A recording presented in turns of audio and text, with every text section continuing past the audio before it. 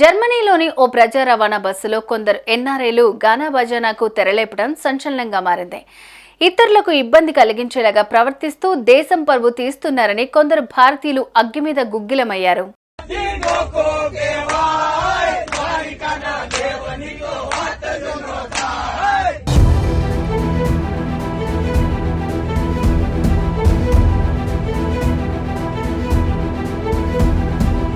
సాధారణంగా బస్సులు ఇతర రవాణా సాధనాల్లో స్నేహితులంతా కలిసి వెళ్తూ ఉంటారు. అలాంటి సందర్భాల్లో అంతాక్షరి గట్రా ఆడుకుంటూ టైంపాస్ చేస్తారు. చాలా మందికి ఇందులో తప్పు తోచేది ఏమీ ఉండదు. కానీ విదేశాల్లో పబ్లిక్లో ప్రయాణించే ప్రజా రవాణా బస్సులో పాటలు పాడటం సబబేనా అంటే దీనిపై ప్రస్తుతం నెట్టింట భిన్నాభిప్రాయాలు వ్యక్తమవుతున్నాయి. జర్మనీలోని ఓ పబ్లిక్ బస్సులో కొందరు ఎన్ఆర్ఐలు పెద్ద పెట్టున పాటలు పాడుతున్నారంటూ ఓ వ్యక్తి షేర్ చేసిన వీడియో ప్రస్తుతం నెట్టింట వైరల్ గా మారింది.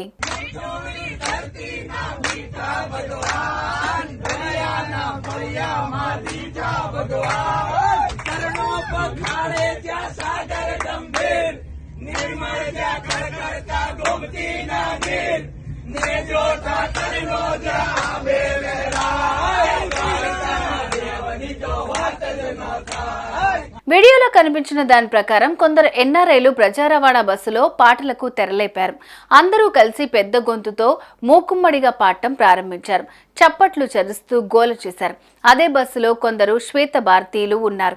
ఎన్ఆర్ఐలు ఇలా పాటలు పాడుతుంటే వారంతా మౌనంగా చూస్తుండిపోయారు. కాగా ఎన్ఆర్ఐల తీరుపై కొందరు నెట్టింట తీవ్ర విమర్శలు గుప్పించారు.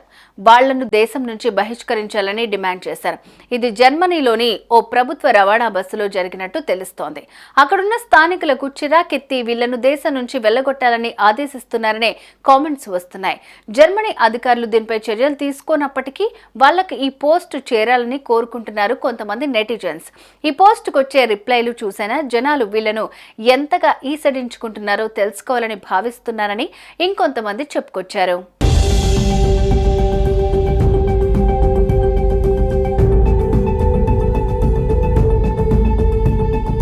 ఈ వీడియోను చూసిన భారతీయులు కూడా తీవ్ర ఆగ్రహం వ్యక్తం చేశారు. స్థానిక పద్ధతులు, సంస్కృతిని గౌరవించాలని హితో పలికారు.